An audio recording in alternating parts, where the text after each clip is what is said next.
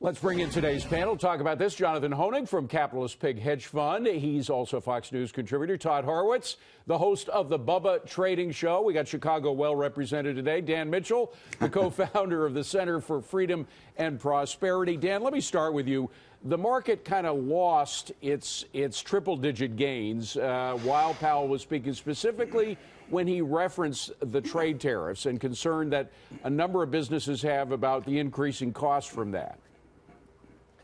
I think that's the number one concern that policymakers, economists, people in the business community have about the economy right now. If Trump gets a trade war going, sort of like we had in the 1930s, that wouldn't be a very good thing, and it would sort of offset a lot of the good news that we're seeing in terms of lower tax burdens, deregulation, and the fact that the Fed, I'll give them credit, they've done a pretty good job of trying to begin to normalize monetary policy. But the trade thing is sitting out there like a ticking time bomb. Let's hope somebody diffuses it. Jonathan, we've got a very strong economy. We just heard from Phil Flynn at the CME. He's talking about the drawdown in oil and gas. I think a lot of that is because the economy is churning along. It needs more energy for production. That, to me, is great news.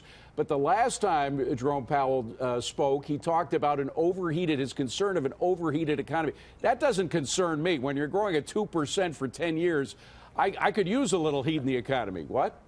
Well, and interestingly, David, it doesn't see much indication of inflation looking forward. Not much more than 2% in terms of where the Fed sees inflation going. So you have a kind of mixed signals once again. Perhaps the Fed intends it that way. What I'm seeing, however, are some demonstrable signs of inflation. You know, there is no such thing as a free lunch. We've had almost a decade of these artificially low interest rates, David, and whether it's higher commodity prices or take a look at the 52-week low list, it is full of bond funds, bond ETFs. So I think perhaps the market would suggest that the Fed isn't going to be done exactly when it says it's going to be done, just as it wasn't done cutting on the way down, won't be done cutting actually, on the way up. Todd, you and I have been talking for years about our problems with these artificial rates. It was kind of the Obama way to stimulate the market because he wasn't stimulating by raising taxes and regulations. Right.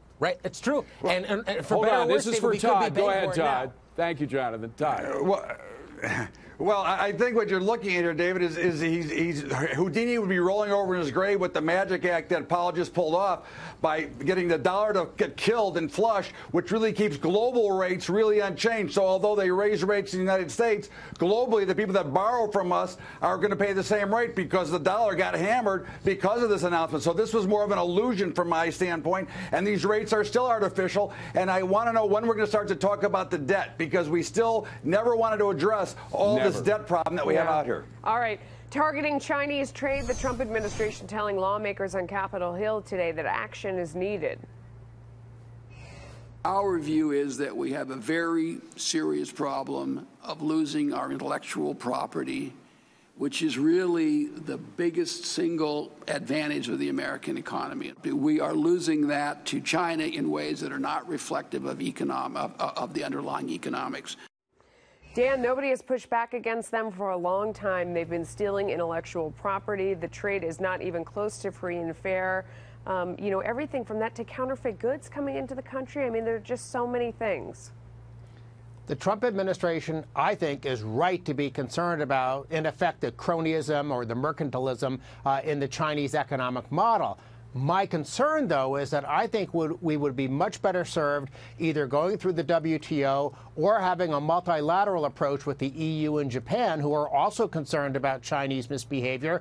Because if we simply act unilaterally, all that happens is China then does tit for tat with us, and then they start buying more products from other countries. So the unilateral approach, I think, is the wrong way to address what is a real problem. But, Todd, I mean,